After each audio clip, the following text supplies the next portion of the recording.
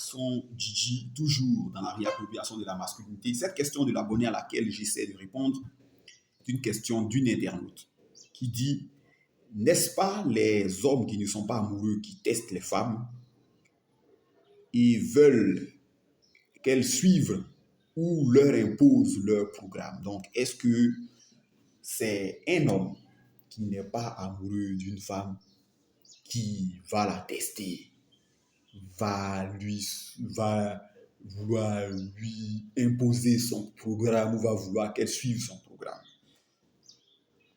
Premièrement, je vous avais dit ici que les tests sont,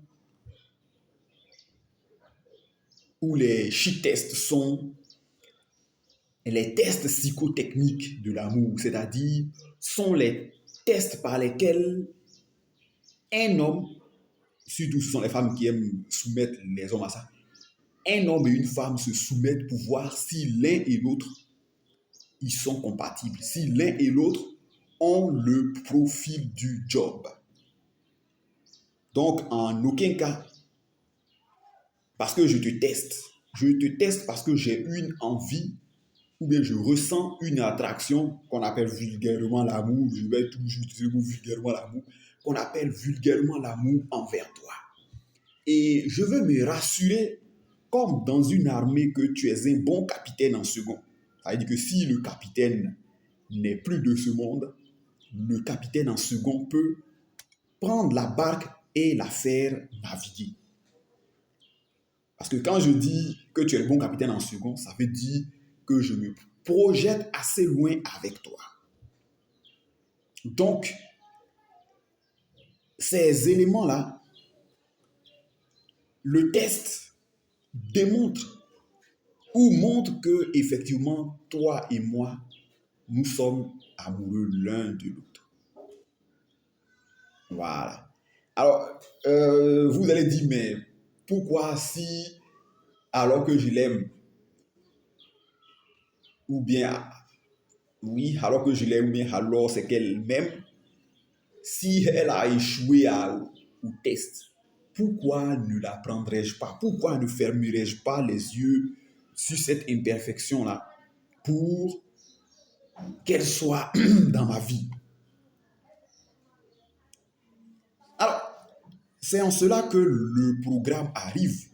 Parce que je me présente à toi, par exemple, comme étant un planteur de café cacao. Ça veut dire que je n'ai pas de revenus stable ou constant. Je gagne de grosses sommes ou bien de gros chaos par épisode.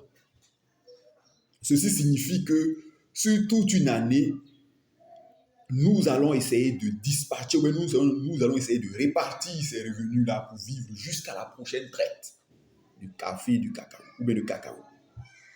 Donc, ça signifie qu'il faudrait que pour pouvoir être avec moi, que tu aies de bonnes notions ou bien de bonnes aptitudes en gestion.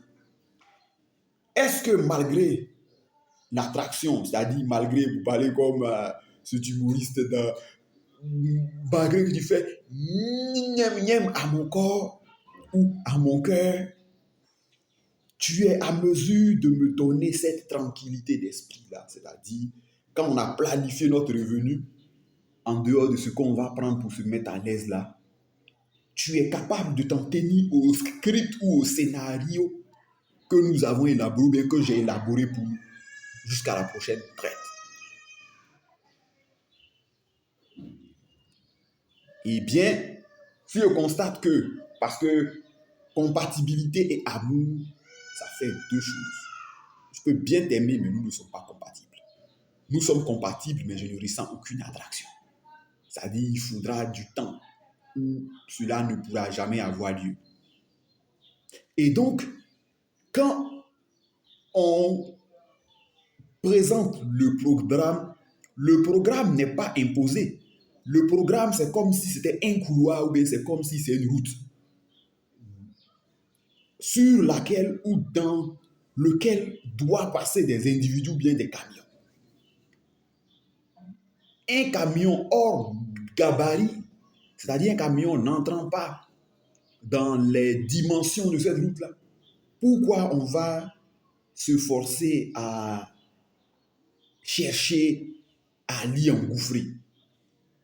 Non. Donc, c'est en cela qu'on vous dit être masculin, parce que j'ai déjà dit les caractéristiques de la masculinité, c'est l'ordre et la discipline.